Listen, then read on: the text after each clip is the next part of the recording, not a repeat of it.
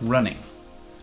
Running is one of the hobbies I've picked up over this pandemic, and it's been great for me. It takes some time, but I use that time to think, to kind of let my thoughts wander while the music is playing in the background, and also get the thoughts a little more organized.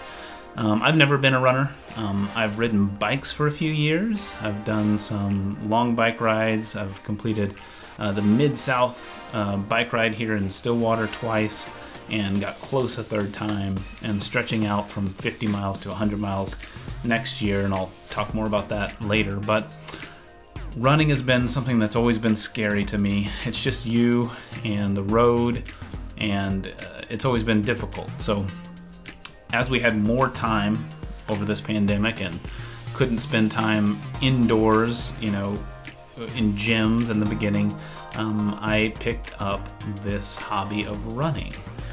Started out running 2 miles at a time, eventually stretched that to about 3 miles at a time, and today I'm about to start my last training run before I start a half marathon tomorrow. So I'm excited for this journey. I'm excited that I'm able to do this. I'm grateful for the opportunity and for the health and ability that I know I won't always have. So I'm taking it and living it while I can.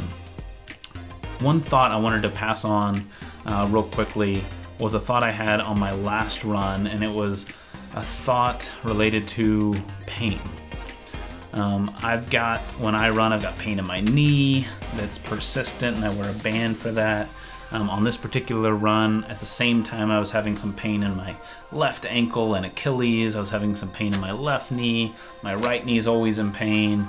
And so I was just considering kind of the nature of pain and what we do with pain.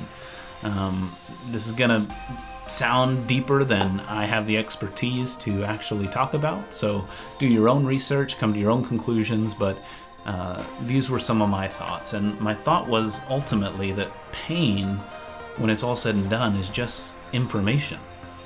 Pain is just the information sent to our brain telling us that something might be wrong. Now, of course, as we developed, we need to know when we're in pain. We need to know when we're in danger physically.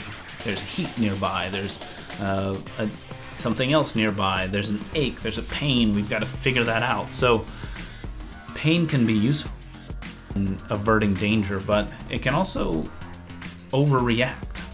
As I was running, I did something a little weird, and I just acknowledged my pain verbally.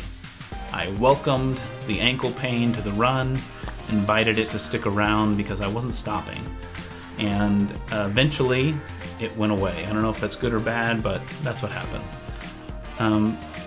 But this thought of pain as information left me with a question.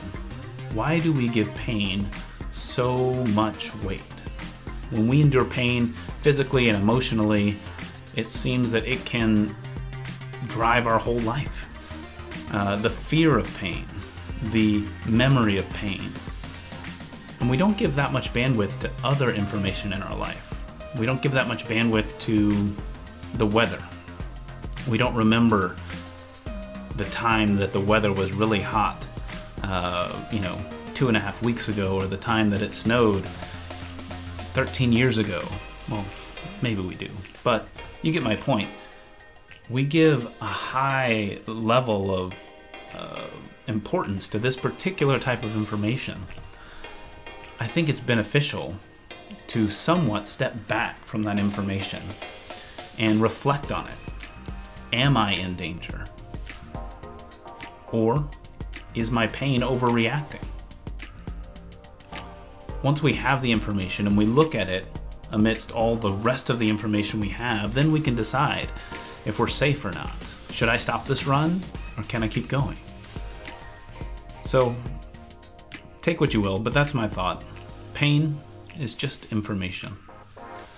Take the information, use the information, assimilate it with the rest of the information, and then decide how to go on. Don't let pain or the fear of pain stop you from that next step.